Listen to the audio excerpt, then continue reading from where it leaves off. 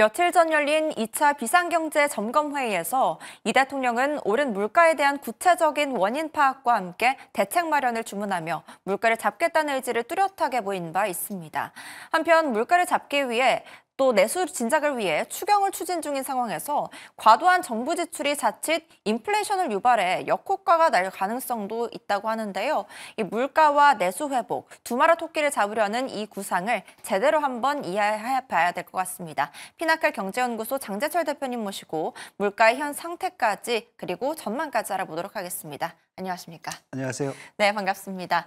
네, 가장 먼저 이 대통령이 오른 물가에 대한 심각성을 지적을 하면서 잡아야겠다 이런 얘기를 했습니다. 현재 물가의 상황을 먼저 한번 알아봐야 될 것 같은데 반년 동안 가공식품 10개 중 7개가 많이 상승했다고 하더라고요. 현재 상황 좀 알려주시죠.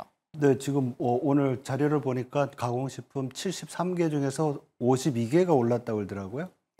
근데 우리가 이제 인플레이션 하면 소비자 물가를 얘기를 하는데 전반적인 소비자 물가는 지난 5월 달에 전년 동월 대비 1.9% 상승했어요. 이거는 세계 G20 국가로 보면 낮은 편에 됩니다. 그러니까 왜 중앙은행들이 2% 인플레이션 타겟을 하는데 그것보다 더 낮은 수준이죠. 근데 이러한 전반적인 그 평균 물가가 아니라 지금 말씀하신 것처럼 가공 물가, 가공식품에 대한 물가의 상승폭이 큰 것이 어떻게 보면 우리 체감 물가를 올리는데 영향을 줘가지고 그런 결과를 가져온 것 같습니다. 그래서 우리 가공 물가만 본다고 하면 전체 평균 물가는 5월 달에 1.9% 상승했지만은 가공 물가는 가공식품 물가는 4.1%. 그리고 전월 대비로는 전체 물가는 전월 대비 0.1% 하락했는데 가공식품 물가는 0.2% 상승해서 약간 차이가 나죠. 그리고 대표적으로 이제 논의의 어떤 문제점이 됐었던 게 라면 가격이었잖아요. 그래서 대표적인 라면 5개들이 슈퍼마켓 가격을 5월 3일 기준으로 소비자정보원에 따르면은 이게 슈퍼마켓에서 4,500원 정도 하는데 계엄 사태가 있기 전인 11월 달 대비로는 약 한 120원 정도 더 올랐어요. 그리고 편의점 같은 경우에는 5,000원인데 이것은 계엄 전과 비교했을 때 한 250원 정도 올라서 각각 4.15% 정도씩 이제 오른 그런 상황이라고 볼 수가 있죠. 네. 그런데 밀가루나 옥수수 같은 이 원재료 가격 상승도 있었을 것 같은데 이런 원재료들 지금 어떤 상황인지 왜 오른 건지도 궁금합니다. 네, 원재료를 우리가 보통 많이 수입을 하잖아요. 식품을 만들려면 밀이라든지 아니면 옥수수 이런 식품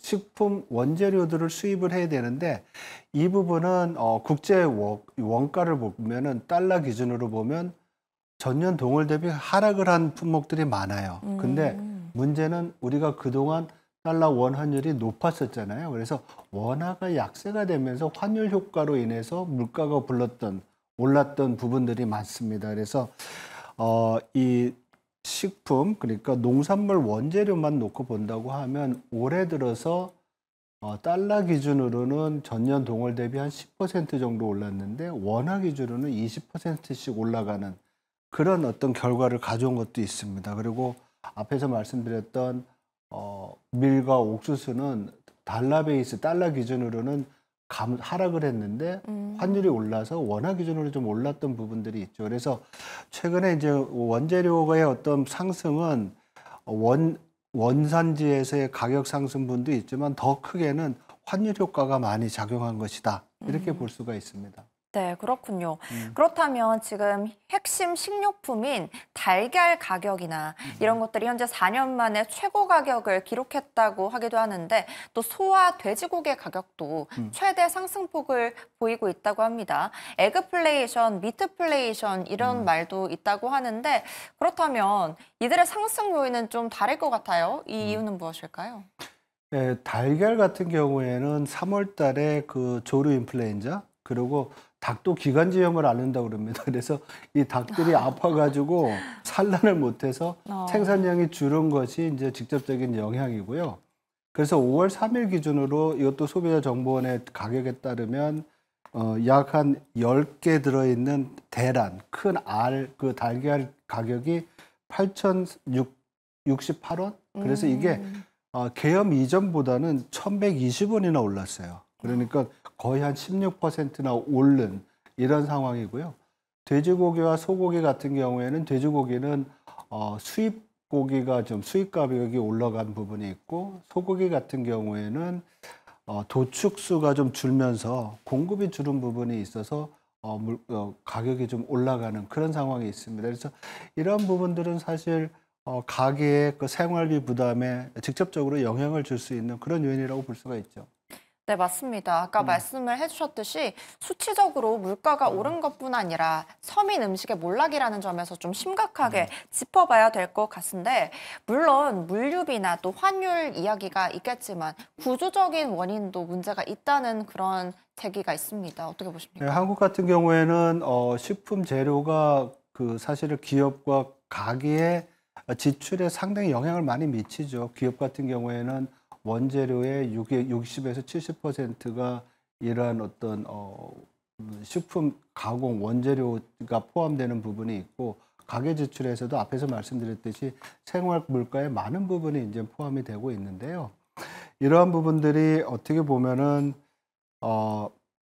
그 구조적으로 봤을 때 농산물 같은 경우에는 한국이 사실은 생산성이 좀 떨어집니다. 그리고 유통 구조에 있어서도의 문제점도 많이 이제 노출이 된 상황이고요.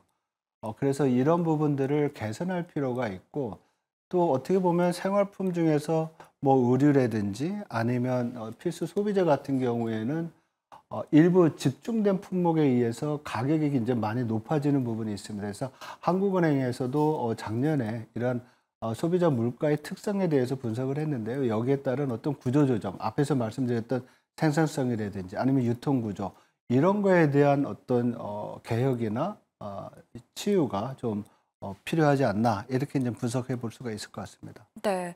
그렇다면 이런 것들은 국내 요인이라고 볼 수가 있겠고, 아까도 말씀하셨지만 환율 불안 상황도 있을 테고, 글로벌 공급망 불안정도 있을 텐데, 또 미중 무역의 갈등이 지속되면서 오르지 않았습니까? 그렇다면 맞아요. 이것들이 약간의 전화 통화를 한다거나 이런 식으로 약간 좀 나아진다면 미중 간 정상 간에 그렇다면 이 점도 좀 낮아질 수 있을까요? 네, 그래서 제가 이제 앞 질문에서 환율 부분을 빼먹었는데, 이 환율 부분은 작년 하반기부터 올 초까지 되게 환율이 높았잖아요. 달러 대비 원화가 약세를 보이면서 뭐 한때는 1,500원까지 가는 거 아니냐, 이랬던 환율이 지금은 1,360원, 1,370원까지 내려왔잖아요. 저희 전망에 따르면은 달러 원 환율은 앞으로 연말까지 조금 더 내려오지 않을까, 이렇게 생각을 합니다.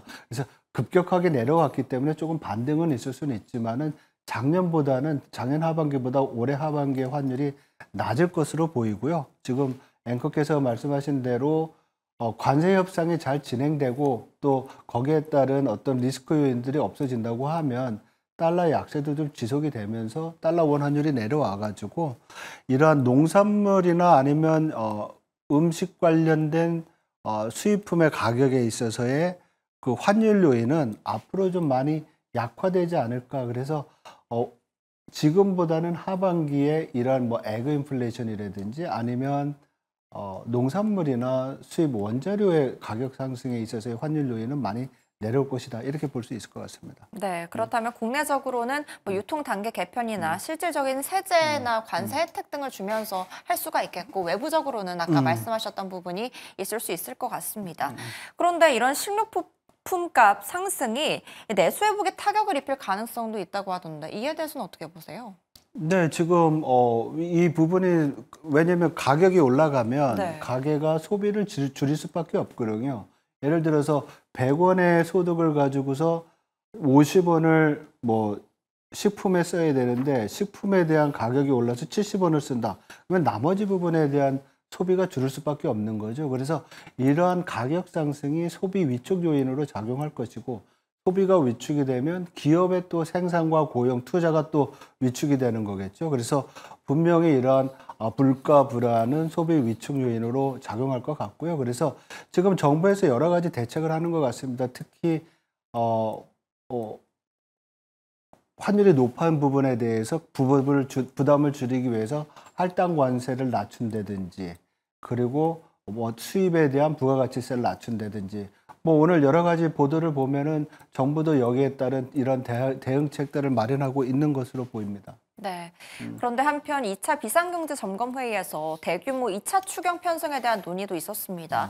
이러한 내수를 회복하기 위한 확정 재정이 확대된다면 어떤 국면에서는 오히려 인플레이션을 유발할 수 있다고 하기도 하던데 그럼 두 가지의 토끼가 약간 양방향으로 가는 게 아닌가 이런 생각도 들거든요.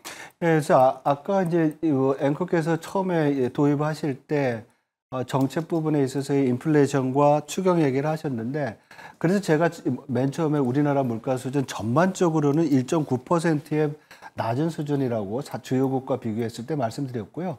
이렇게 물가가 낮은 것은 우리나라의 성장률이 올해 1% 내외로 부진할 것으로 보이잖아요. 근데 잠재 성장률이 2% 정도라고 하면 그만큼 우리 경제 활력이 약한 거기 때문에 정부가 추경을 해서 경기를 좀 부양을 하더라도 이러한 어떤 물가 압력은 과거의 어떤 정상 상태에 있을 때보다는 낮을 수밖에 없는 거고요.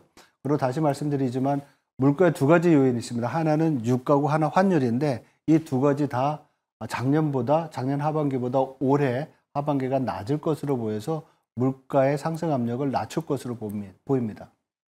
그렇군요. 그렇다면 이 내수 경제를 위한 추가 편성과 함께 물가를 잡기 위한 노력도 함께 지속돼야 된다. 이렇게 말씀을 하신 것 같습니다. 오늘 말씀 여기까지 듣도록 하겠습니다. 감사합니다.